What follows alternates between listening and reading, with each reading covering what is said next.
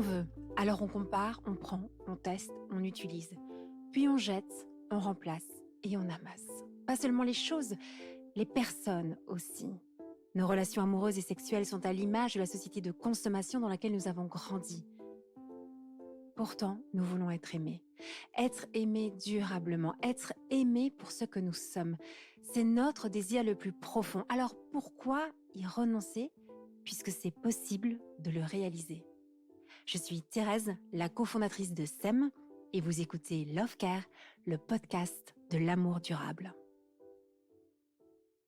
Elle aime la mer, la tendresse, l'amour. Elle aime les verres en terrasse, la chaleur de l'été, les tête-à-tête. Elle aime perdre son temps, voir les gens se mettre en mouvement, l'harmonie, vibrer aussi. Bonjour Marie-Liesse. Bonjour Thérèse. Je suis ravie de te rencontrer. J'ai vu un petit peu ce que tu faisais sur les réseaux sociaux et on vient de réaliser ensemble qu'on aurait pu se voir avant en Bretagne, puisqu'on a des petits coins de paradis en Bretagne exactement au même endroit. Drôle. Et puis tu me dis qu'on s'était déjà vu aussi à Bethléem il y a quelques années. Et je raconte ça parce que c'est drôle la vie. Aujourd'hui, tu es... Comment tu définirais ton travail? Je vais essayer de le faire plutôt toi-même. Moi, je dis que je suis coach en relations amoureuses. Et moi, je me suis spécialisée vraiment sur le célibat et le début de relation. Donc, quand je dis début de relation, c'est jusqu'à un certain engagement. L'engagement, chacun a sa forme d'engagement, mais voilà. Et donc, aujourd'hui, j'accompagne surtout des femmes, parce que c'est quand même aussi le sujet du féminin qui m'a un peu interpellée au démarrage de mon activité, et un petit peu des hommes, mais ça, c'est plus rare, on va dire ça comme ça. Comment est-ce qu'on devient coach en vie amoureuse et particulièrement sur les questions des célibataires? Qu'est-ce qui a bien pu se passer dans ta vie pour faire ce métier-là aujourd'hui? Eh bien, il s'en est passé beaucoup des choses. Déjà, moi, j'ai vécu un célibat très, très compliqué, très long, très douloureux. Et ça a été du coup un peu un tremplin pour moi de me dire comment moi, personnellement, j'ai envie d'avancer. Et donc, j'ai fait beaucoup de choses pour avancer dans cette quête de l'amour, on va dire ça comme ça. Et à cette époque-là, quand j'étais en train de rechercher pour moi personnellement, j'ai travaillé dans une grosse boîte du CAC 40, j'avais un gros poste. Et je me sentais enfermée dans une boîte. J'avais l'impression d'être... de ne pas pouvoir en sortir, quoi. Enfermée dans un environnement... Et de penser ou d'imaginer que mon bonheur serait potentiellement quand je serais en couple. Et quand j'ai compris que mon bonheur ne serait pas quand je serais en couple, mais que mon bonheur il était entre mes mains aujourd'hui, et ben du coup j'ai quand même eu pas mal de révélations qui m'ont permis de me mettre en mouvement, notamment le fait de commencer un bilan de talent. Donc moi j'ai pas fait un bilan de compétences, mais un bilan de talent. C'est vraiment, j'aime bien ce terme qui est quels sont mes talents et mes motivations profondes, qu'est-ce qui est inné, qu'est-ce qui m'anime, qu'est-ce qui me fait vibrer et qu'est-ce que je vais pouvoir derrière déployer. Et donc en faisant ce bilan-là, j'ai fini par vivre un épuisement professionnel, un burn-out dans d'autres termes. Et parce que j'ai vomi mon boulot, c'était vraiment hyper violent. Mais ce qui m'a sauvée en fait, parce que derrière j'ai choisi ma vie, j'ai choisi mon bonheur. Et j'ai changé de voie complètement. En réfléchissant à... la conclusion de mon bilan, c'était que j'étais animée par le fait d'accompagner les femmes dans leur unification. Donc c'est quand même génial comme conclusion de bilan, mais c'est pas du tout un métier. Donc derrière, j'ai quand même pas mal réfléchi, rencontré pas mal de personnes, structuré les choses, lu. Et puis plus j'avançais, plus je me disais, il y a un sujet sur lequel moi j'ai envie d'aller crier des choses au monde entier, c'est le fait que dans l'amour, quand on est célibataire, souvent on attend d'être sauvé, on attend d'être comblé, on attend d'être enfin heureux et qu'en fait on ne peut pas mettre cette charge-là sur quelqu'un. Et donc ça j'ai voulu le crier au monde et donc j'ai commencé à me spécialiser sur le sujet du célibat, donc en tout cas à me documenter encore plus pour voir comment j'allais monter quelque chose. Voilà. Et donc, du coup, après, les années ont passé. Bon, ça, c'était il y a 4 ans. Et les années ont filé. Et en fait, je ne pensais pas. Mais je suis arrivée à ce métier tout simplement en avançant et en mettant un pas devant l'autre.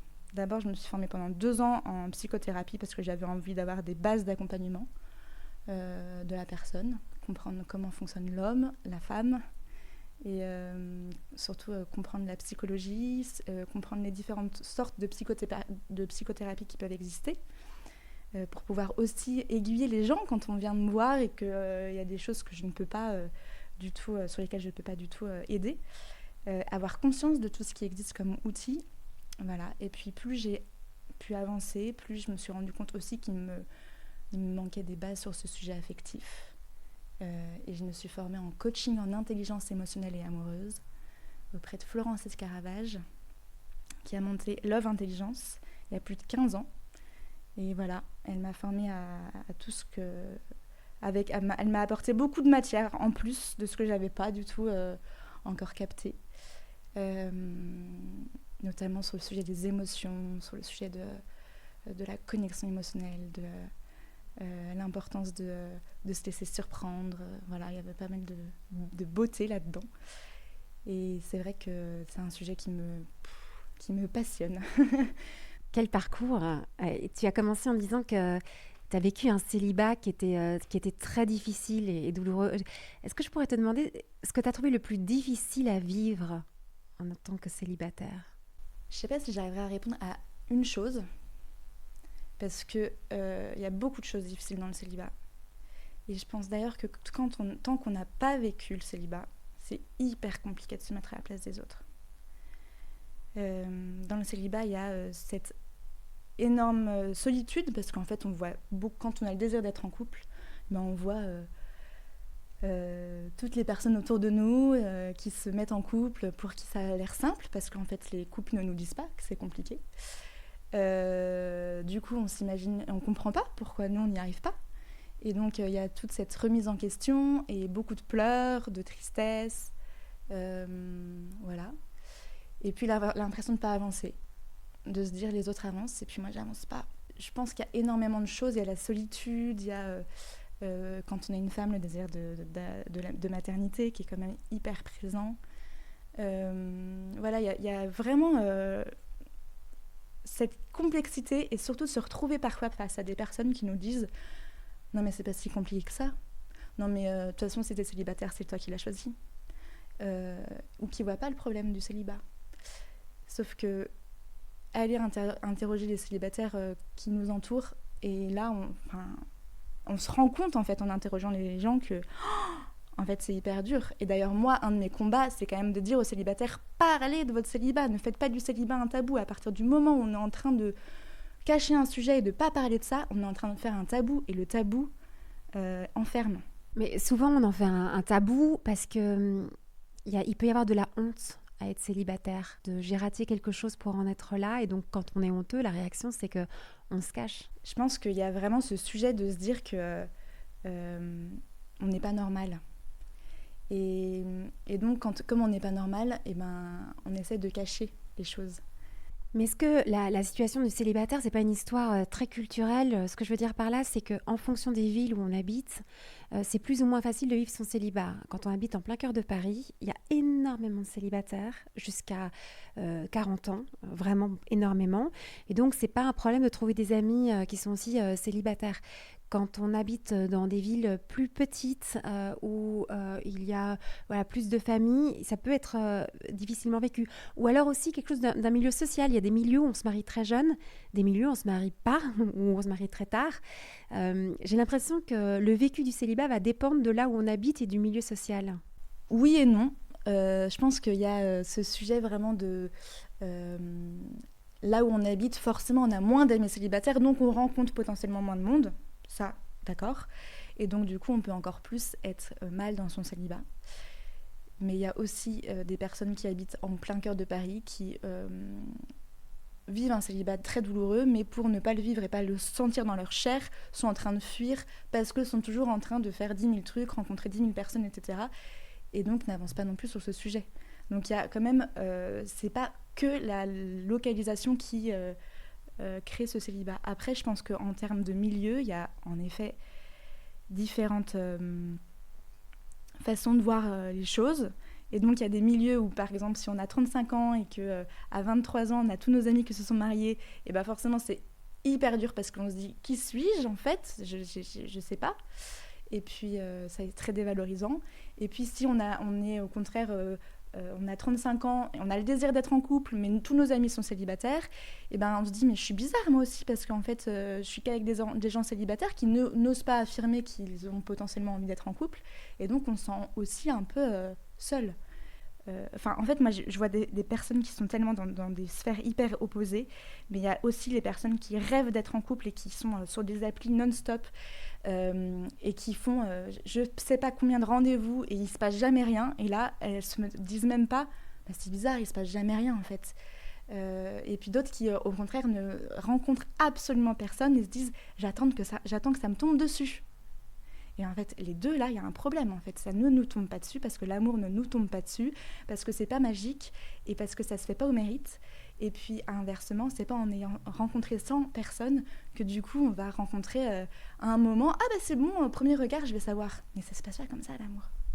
Tu parles des applications et ce qui est toujours frappant avec l'application Tinder, qui est qui est peut-être la plus connue et qui fait beaucoup de campagnes, de publicité, c'est que ces nouvelles applis, elles font du célibat un mode de vie. Finalement, tu serais célibataire, ça veut dire pas engagé dans un couple avec une relation exclusive, amoureuse et sexuelle exclusive, mais tu serais célibataire et quand tu as besoin de sexe ou quand tu as besoin d'affection, tu trouves quelqu'un sur une application avec qui tu peux échanger ce moment-là. Et j'ai l'impression qu'après des années où on a vraiment valorisé le couple comme l'idéal absolu de la vie, on est en train de basculer vers le célibat qui serait l'idéal absolu de la vie aussi. Je ne sais pas si tu vois un petit peu cet effet de balancier qu'on peut parfois observer et qui nous interroge finalement. Est-ce que ce ne serait pas mieux d'être célibataire ? Écoute, pour moi, il y a vraiment ce sujet de se dire, moi je dis beaucoup aux femmes que j'accompagne, que c'est beaucoup plus facile d'être célibataire que d'être en couple. Et quand je leur dis ça, c'est hyper violent. Parce qu'elles crèvent d'envie d'être en couple et de vivre quelque chose de fort, etc. Et je pense qu'en effet, comme tu le dis très justement, les personnes en couple ou les personnes engagées d'une manière ou d'une autre rêvent d'être un peu seules parce qu'on est dans un monde hyper individualiste où on veut son propre bonheur, où on veut se combler, où on rêve de faire des choses fantastiques, etc. Et on n'a plus envie de vivre un quotidien un peu rangé, comme peut être... Voilà, l'image qu'on peut avoir du couple, c'est ça. Ça peut être... c'est un peu rangé et puis c'est un peu plan-plan. Et du coup, les célibes, c'est génial. Ils doivent se faire tellement plaisir, partir à tout, là où ils veulent, quand ils veulent, faire des projets quand ils veulent, etc. Je pense qu'en fait... ça ne doit pas empêcher le couple de faire des choses et de réinventer sa vie. Et justement, si on envie nos amis célibataires, et ben à un moment ou à un autre, allons aussi réinjecter des choses dans nos couples. Et les célibataires, pareil, montrons-leur qu'il y a des choses qui sont douloureuses dans les couples. C'est important que les couples aillent raconter aux célibataires comment ça se passe, parce que sinon, il y a une idéalisation de l'amour qui fait que on n'arrive plus jamais à s'engager avec personne, parce que c'est toujours dur en fait. Et donc du coup, c'est bien pour ça qu'aujourd'hui, il y a 45% de divorces. Enfin, c'est quand même énorme. Donc ça veut dire que pour la plupart de ces personnes, ils ont dû se dire « Ah, je me suis plantée. » Pourquoi ? Non, pas forcément. En fait, ce que tu es en train de dire, c'est qu'il y a une idéalisation de chacun de ces modèles. Le célibataire peut idéaliser la vie de couple. La personne qui est en couple peut idéaliser la vie du célibataire. Et on l'idéalise d'autant plus qu'on se dit que tout ça est une affaire de choix et que si tu l'as choisi, forcément tu vas être heureux. Et on associe le choix au bonheur, et donc si tu es célibataire, c'est que tu le veux et donc tu es heureux. Si tu es en couple, c'est que tu le veux et que tu es heureux. Et il y a un peu cette espèce de devoir d'être heureux. Enfin, je sais pas, moi, c'est ce qui m'interpelle le plus actuellement, c'est qu'il faudrait être heureux dans ce qu'on est en train de vivre obligatoirement, parce que sinon t'as qu'à vivre autre chose. Et là, dans ce que tu es en train de nous dire, c'est que on peut mal vivre son célibat. Et c'est étrange parce que quand tu le dis, j'ai l'impression que tu es en train de briser un énorme tabou. Et là, il y a deux choses dans ce que tu me dis. La première, c'est on cherche tous à être heureux. Je pense que cette notion du bonheur, d'être heureux, il y a beaucoup de personnes qui ne l'ont pas comprise. Dans le sens où, pour moi, être heureux, ça ne veut pas dire qu'il n'y a pas d'effort. Et à partir du moment où on comprend qu'il faut de l'effort pour être heureux, donc être heureux en couple, il y a besoin d'effort. Être heureux dans son boulot, il y a besoin d'effort. Être heureux dans son célibat, il y a aussi des efforts à faire, quoi. Donc ça, c'était la première réaction par rapport à ce que tu me disais. Et oui, en fait, parlons du célibat, mais allons dialoguer ensemble pour comprendre. Et pareil, les célibataires entre eux, c'est hyper important que les célibataires se disent que c'est douloureux pour eux et qu'ils ont envie de rencontrer quelqu'un.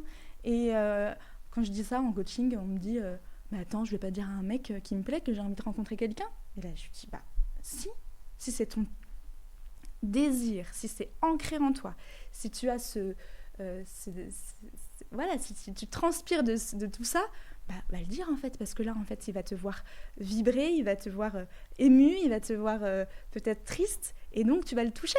Et donc c'est ça qui est trop beau, parce que comment ça se crée l'amour? C'est en étant touché par l'autre, d'une certaine manière. Parce qu'il y a de l'émotionnel, il peut y avoir de l'amour, et non pas parce qu'il y a une attirance physique.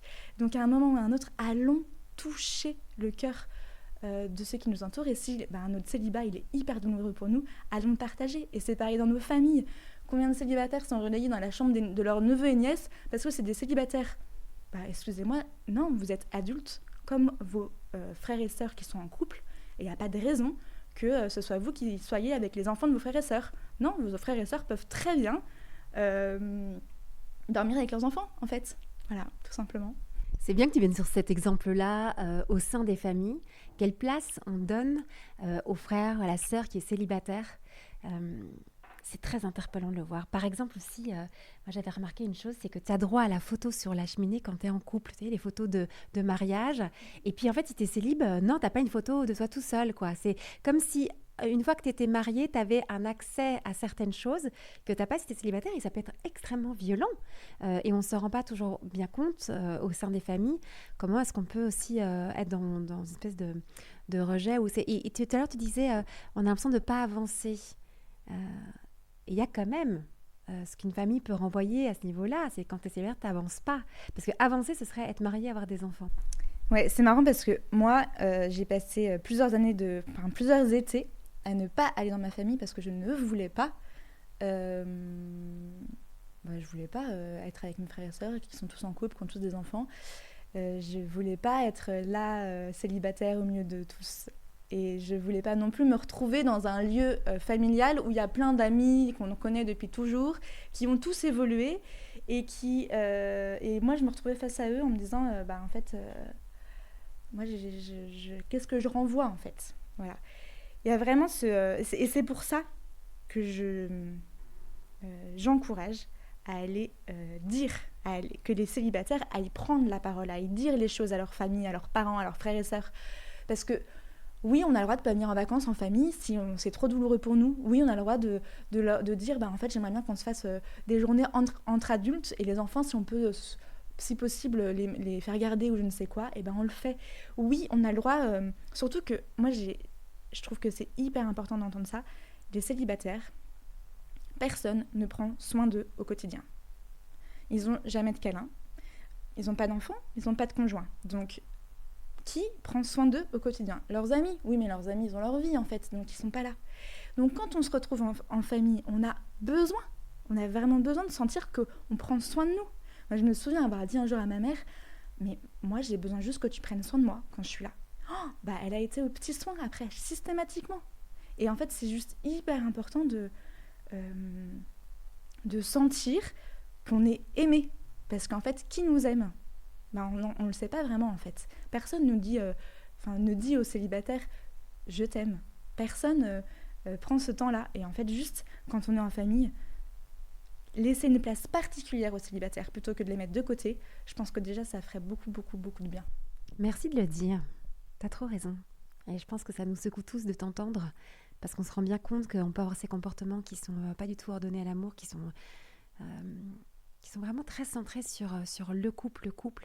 Et ouais, vraiment, merci de le dire, t'as raison. Maintenant, on a aussi cette idée aujourd'hui que pour former un couple heureux, et je suis souvent la première à le dire, il faut 2 célibataires heureux. C'est bien d'être bien aussi avec soi avant d'être bien avec quelqu'un. Mais à t'entendre, je suis en train de me dire, mais est-ce qu'on n'est pas dans une espèce d'illusion de dire qu'on pourrait être un célibataire heureux? T'en parlais un petit peu, mais est-ce que vraiment c'est possible? Au fond de toi, t'y crois à ça? Je pense que c'est possible d'être heureux en étant célibataire, mais je pense que c'est difficile d'être complètement et pleinement heureux notamment parce qu'il y a une énorme part de manque, en fait. Mais ça encore, c'est pour les personnes qui sont en souffrance dans leur célibat. Je le dis parce que c'est important de l'entendre. Attendre d'être absolument heureux, épanoui, bien dans sa vie pour sortir du célibat, je pense que c'est aussi une illusion. Parce que c'est aussi parce qu'on a un manque, qu'il y a un manque dans notre chair, qu'on sent que nos tripes sont touchées, etc., que du coup on est capable de rencontrer l'autre. Et que si on est juste des célibataires heureux qui n'arrivons pas à rentrer en relation intime avec ceux qui nous entourent, quand je parle d'intimité, c'est d'aller montrer sa vulnérabilité, tout simplement. Si on n'en est pas capable, on ne va pas pouvoir rencontrer l'autre, en fait. Donc, tomber amoureux et se laisser... et inversement. Enfin, il y a vraiment ce... Donc, être absolument heureux célibataire, attention. En revanche, attendre d'être sauvé dans le couple, ça, c'est la deuxième chose. Et là, c'est pas possible. Donc, moi, j'aime bien dire, si vous êtes malheureuse ou malheureux seul, vous serez malheureux en couple, en fait. Parce que c'est pas le couple qui va vous sauver. Donc, trouvez un équilibre de vie dans lequel vous êtes bien pour derrière, quand vous serez en couple, continuer dans cet équilibre de vie ou réinventer les choses avec votre conjoint. Tu as dit un mot qui me semble essentiel, c'est la vulnérabilité. Est-ce que, dans le fond, c'est pas ça le véritable nœud ? C'est de ne pas arriver à dévoiler cette vulnérabilité, avoir en fait très peur de se montrer vulnérable. C'est exactement ça, je pense. Enfin, j'en suis même persuadée. On est dans un monde où on est super fort. On est des superwoman, des superman. On arrive pour la plupart à gérer sa vie, à avoir des bons boulots, à avoir des amis, à être beau, etc. Et on ne montre jamais toute cette part de vulnérabilité, tout ce manque, par exemple, qui peut être lié au célibat ou toutes les émotions qu'on peut vivre, ou tout ça, en fait, on ne le montre pas et on dit que tout va bien et c'est super et c'est génial. Et après, on se retrouve seul et on pleure. Bah oui, mais en fait, allons pleurer avec les autres, allons montrer notre vrai être profond. Moi, j'aime bien prendre cette image de montrer le cœur de notre cœur à nous et pas... voilà, comme s'il y avait une poupée russe. Et qu'est-ce qu'il y a au fond, au cœur de cette poupée russe ? C'est ça qu'il faut aller montrer aux autres. Et c'est ça qui va nous permettre d'aimer et d'être aimés. Et la vulnérabilité, pour moi, c'est vraiment le chemin, mais limite l'unique chemin pour réussir à être en couple, en fait. Et à être en couple avec quelqu'un qui nous correspond. Parce qu'en fait, moi, j'aime bien dire aussi, on peut être en couple avec n'importe qui. En 2 secondes, c'est possible. Bon, alors, ça fait peur à beaucoup de personnes parce que c'est souvent... il y en a beaucoup qui n'y arrivent pas à être en couple. Mais je pense que voilà, c'est vraiment aller sortir toutes les couches et oser montrer le cœur de notre être, quoi. Mais si on a du mal à montrer cette vulnérabilité, c'est pas pour rien. C'est que ça s'inscrit dans une histoire, un vécu. Alors, comment est-ce que toi, tu fais ? Comment est-ce que tu accompagnes pour dépasser cette peur-là de se montrer, de montrer son cœur, de montrer sa vulnérabilité ? On fait comment ? Moi, il y a 2 sujets sur lesquels j'aime beaucoup intervenir. Le premier, c'est les émotions. C'est prendre conscience qu'on a des émotions et que nos émotions, elles sont trop belles. Si je suis stressée, je vais le dire, en fait, je suis un peu stressée. Si j'ai peur, je vais le dire, j'ai peur. Et en fait, rien que ça, la personne qui est en face de nous, elle va vraiment nous écouter. Alors que si on ne dit pas l'émotion qu'elle a, on est en train d'être un robot qui sera la même personne que ce soit X, Y ou Z. Sauf que chacun est unique. Et donc, allons montrer notre unicité au travers de nos émotions et au travers de ce qui fait que nous sommes nous. Donc, c'est-à-dire de notre vécu. Quand je parle de notre vécu, je ne dis pas d'aller raconter tout ce qu'on a vécu à la personne ou aux personnes qui sont en face de nous. Mais c'est de prendre conscience que nous sommes cette femme ou cet homme parce que nous avons vécu telle chose. Et donc, du coup, nous avons cette merveille en nous. Et donc, moi, je vais vraiment aider les uns et les autres à prendre conscience que non, c'est pas une honte, ce passage de ta vie. Non, ça, il faut pas que tu le caches, ça fait partie de toi. Et ça, c'est canon, mais raconte-le avec émotion, avec toute ta vérité et ta franchise, et pas comme quelque chose de banal. Ah bah oui, moi j'ai bossé dans tel boulot, et du coup... Et là, en fait, il n'y a aucun rythme, il n'y a aucune vérité, il y a juste il manque tout, quoi. Donc allons juste incarner ce qu'on est en train de raconter. Donc pour moi, il y a 2 leviers, c'est vraiment l'émotionnel et le fait de se rendre compte de toute la merveille qu'on est. Et donc la merveille qu'on est, c'est toute notre histoire en fait, et aussi nos désirs, nos rêves, nos besoins, etc. Enfin, c'est hyper large. Mais voilà, c'est les 2 leviers que je vais vraiment activer. Et là-dedans, pour les mettre en place au quotidien, parce qu'en fait c'est hyper dur, hein, je leur dis pas voilà c'est votre merveille, allez la raconter, mais c'est déjà oser aller dénouer les relations. Là, je sais pas, hier j'étais encore en coaching avec une femme qui me parlait d'une relation dans son boulot où elle était... il y avait un de ses collègues qui l'agaçait au plus haut point, et du coup je lui ai dit va parler avec lui, va poser, va lui dire mais je comprends pas, pourquoi tu es en colère contre moi, est-ce qu'on peut essayer d'en parler, etc. Et en fait, rien que ça, on dénoue les nœuds dans les relations du quotidien pour pouvoir derrière être capable de parler de soi, en vérité, simplement, avec nos émotions. Et donc là, on amène toute cette vulnérabilité qui est juste notre personne, en fait.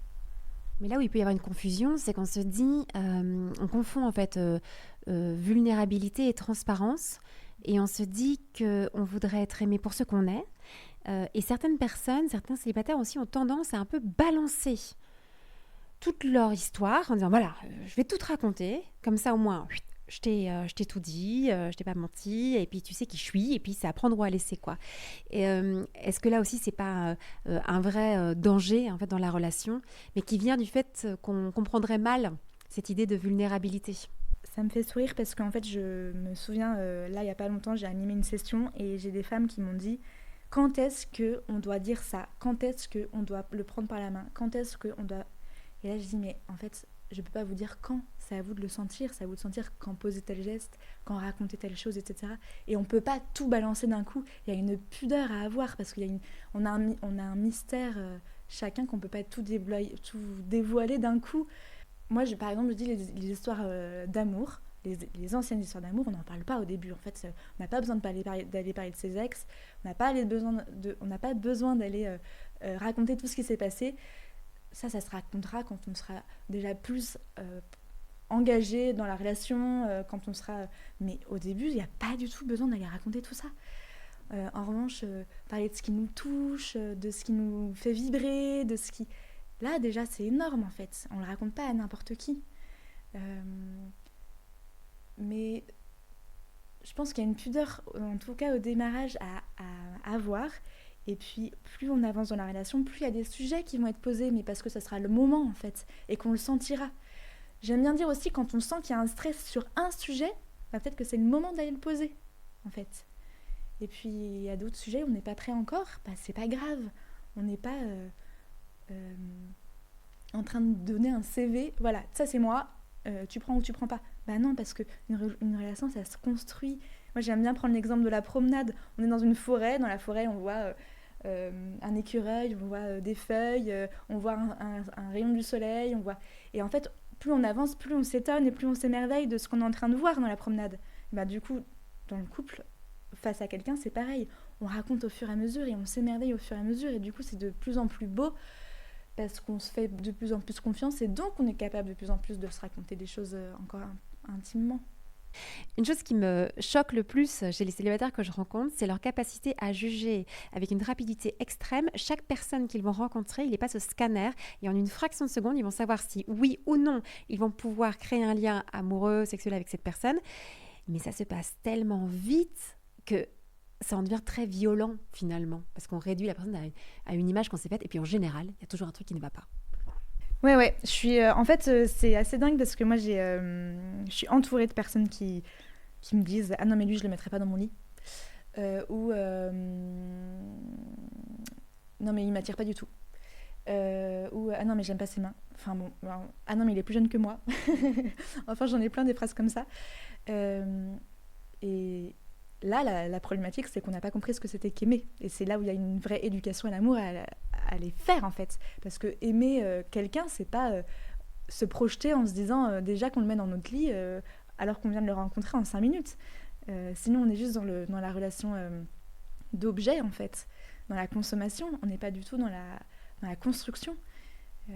On ne peut pas savoir si l'autre va être une personne avec laquelle on va passer notre vie ou pas en 5 minutes. Ce n'est pas possible. Et cette histoire dont tu parles, moi j'appelle ça un peu les checklists, de vérifier que il a un bon salaire. Je me souviens d'un homme qui m'avait dit, bah moi, à un moment j'étais au chômage, et à partir du moment où je le disais à une femme, en 5 minutes elle arrêtait de me parler. C'est quand même fou, hein. C'est hyper violent. Et du coup, il y a vraiment ce sujet de se dire, mais en fait, l'amour, c'est pas ça, là. Aimer, c'est aller se laisser surprendre, c'est sortir du jugement. C'est aller découvrir quelqu'un et s'amuser à découvrir cette personne en se disant, mais qu'est-ce qu'il a à m'apprendre sur la vie, qu'est-ce qu'il a de fantastique, qu'est-ce qu'il a de moins fantastique, qu'est-ce qui est étonnant, et aller juste découvrir quelqu'un sans être déjà dans la projection de potentiellement un jour je vais terminer avec lui ou me marier avec lui ou avoir des enfants avec lui. À partir du moment où on rentre là-dedans, on est déjà dans la consommation moi je le prends juste comme objet pour mon mariage, mais c'est horrible, c'est pas ça le couple en fait. Donc ça, je comprends très bien que tu sois choquée, parce que c'est vraiment sortir de ça, enfin aller éduquer les gens à...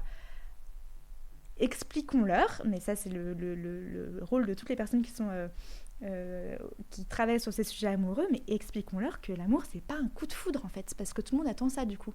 En 5 minutes, tu dois savoir que c'est bon ou pas. Autre chose, moi, qui me frappe énormément aujourd'hui, c'est d'entendre beaucoup de femmes qui expliquent leur célibat en disant que c'est de la faute des hommes. En fait, le problème, s'ils sont célibataires, c'est que les hommes aujourd'hui ne s'engagent plus. Tu l'entends aussi, celle-là? Ouais, je l'entends beaucoup, et j'entends aussi les hommes ne se bougent pas. Alors, moi, j'ai juste un truc à dire, c'est pas vrai. C'est pas vrai, que les hommes se bougent pas, et en fait, les généralités, elles enferment. À partir du moment où on met une généralité sur quoi que ce soit, donc là, c'est les hommes ne veulent pas s'engager, ou les hommes sont tous cons, ou les hommes sont trop gentils, ou les hommes... À partir du moment où on met une généralité, on pourra pas, en fait, avancer et rencontrer quelqu'un. Parce qu'on est déjà en train de... On se laisse pas toucher par qui est la personne unique en face de nous. On est déjà en train de se dire, non mais de toute façon c'est mort. Et puis, j'aime beaucoup ce sujet de se dire... les hommes se bougent pas. Moi, j'ai beaucoup entendu de femmes me dire ça. Et à côté, je voyais beaucoup d'hommes se bouger. Et je me disais, s'il se bouge pas avec toi personnellement, c'est peut-être qu'il a pas réussi à atteindre quelque chose en toi, et donc il a pas eu envie de se bouger. Et c'est pas du tout... d'ailleurs, ça, c'est aussi un truc qu'il faut lever. Les femmes qui me disent, non mais c'est parce que je suis pas belle. Mais c'est pas vrai non plus, en fait. À partir du moment où vous ouvrez votre cœur à quelqu'un, à partir du moment où on se laisse... on montre cette vulnérabilité, il se passe vraiment beaucoup, beaucoup de choses. Et moi, j'ai vu la transition. Hein. Parce que moi, j'étais un robot et une femme forte. Et j'ai appris à montrer toute ma vulnérabilité. La vie change complètement. Quand même, ce sujet du célibat, c'est totalement passionnant. Donc, on en parlerait pendant des heures. Il y a 1000 choses à dire auxquelles je pense, parce que moi aussi, dans le cadre de mon travail, j'accompagne beaucoup de célibataires, et puis lors de sessions, et je trouve ça vraiment, vraiment passionnant, en fait, ce thème-là du célibat, aujourd'hui, de l'interroger aujourd'hui à notre époque. Marie-Lise, s'il y avait une chose que tu aurais bien voulu entendre, que tu as comprise plus tard, au travers de ton cheminement, de tes réflexions, de tes formations, des accompagnements maintenant que tu fais, ce serait laquelle? Qu'est-ce que tu aurais envie de dire aujourd'hui à tous les célibataires qui nous écoutent? Ce que j'ai vraiment compris, c'est que tout se jouait dans le dialogue. Et donc du coup, on passe notre temps à se dire « Ah, il m'a envoyé ça » et à interpréter « Ah, il s'est passé ça » et donc c'est forcément qu'il n'y a pas de... qu'il n'est pas intéressé. Enfin bref, il y a tout un langage non dit qui fait que les gens n'avancent pas. Et donc moi, le seul sujet, c'est aller parler, aller dire, aller communiquer. Oui, vous allez recevoir potentiellement un non, ce n'est pas grave. Au moins, vous avancez et ne mettez pas une énorme émotion sur quelqu'un en vous disant si je me prends un vent ou un non ou un silence, et ben du coup, c'est que c'est mort pour moi en fait. C'est pas du tout juste... Moi, j'en ai pris... Enfin, je vois juste la manière dont moi j'ai avancé et la manière dont les femmes que j'accompagne avancent aussi, mais il y a vraiment ce sujet entre le moment où moi je ne parlais pas quand j'étais en couple, je faisais tout pour m'adapter à l'autre, tout pour plaire à l'autre, tout pour... parce que j'avais peur de le perdre. Et puis le moment où, au contraire, j'ai appris à à dialoguer, à poser les choses, etc., en fait, la relation est 10 fois plus belle. Mais le seul sujet, c'est oser parler. Oui, ça fait peur, c'est clair, ça fait trop peur d'aller dire à l'autre qu'on est gêné, d'aller dire à l'autre qu'on a peur, etc. Mais il n'y a que là qu'il se passe tout, en fait. Donc, si vous êtes célibataire, osez juste entrer dans le dialogue, osez juste dire les choses, dépasser votre peur, parce que le seul moyen de dépasser une peur, c'est de l'affronter, et pas de fuir. La fuite, elle aide pas à avancer. Donc, on affronte la peur, et après, on se sent quand même vraiment mieux. Merci de nous partager tout ça. Merci aussi pour ta sincérité, d'être comme ça aussi authentique et de nous partager ce chemin de vie. Ça m'a fait du bien en fait de t'entendre pouvoir aussi dire les choses qui sont difficiles. Je sais pas, c'est ça qui a le plus résonné en moi dans cette interview parce que j'ai l'impression que voilà, c'est quelque chose qui ne se dit pas et justement montrer cette vulnérabilité. Je garde ce mot-là, la vulnérabilité. Tu as parlé aussi beaucoup d'apprendre à accueillir ses émotions. Chez SEM, on vient justement de produire une masterclass qui permet de faire ce chemin-là, d'apprendre à accueillir ses émotions, le fonctionnement de ses émotions, d'arriver à les gérer. Elle est merveilleuse cette masterclass et je vous la recommande en tout cas dans le prolongement de tout ce que tu viens de partager parce que c'est un élémentaire. D'ailleurs, cette masterclass, elle vient dans une collection qu'on appelle les indispensables. C'est-à-dire que c'est indispensable de savoir faire ça et de connaître ça pour pouvoir être en relation. Malheureusement, on est très peu à avoir reçu... personne quasi, une formation, une transmission sur tout ce qui concerne nos émotions et donc on est très handicapé dans nos relations à cause de ce manque cruel qu'on essaye de combler chez SEM. Donc merci beaucoup en tout cas de revenir là-dessus et on aurait envie de poursuivre, en tout cas on peut déjà suivre ton travail et j'espère qu'on aura l'occasion de créer aussi d'autres choses ensemble parce que vraiment le sujet du célibat est essentiel dans ce qu'on essaie de produire aussi chez SEM, d'accompagner dans tous ces états de vie et derrière, tu l'as bien dit et redit, on a tous ce désir d'aimer et d'être aimé et de pouvoir le réaffirmer. On a le droit de dire qu'on a ce désir-là, même si on ne le vit pas aujourd'hui, on a le droit de le dire. Merci Marie-Lès. Merci beaucoup Thérèse. À bientôt.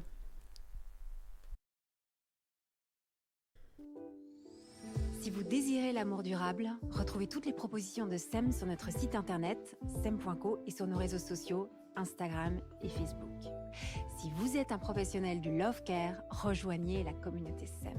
Et pour semer avec nous cette vision de l'amour, mettez un avis ou 5 étoiles sur votre plateforme d'écoute pour soutenir ce podcast. Venez signer notre manifesto et surtout, parlez de SEM autour de vous. Parlez-en à vos amis, à vos familles, à vos collègues qui ont tant besoin d'être outillés et accompagnés pour vivre leur désir le plus profond, aimer et être aimé durablement.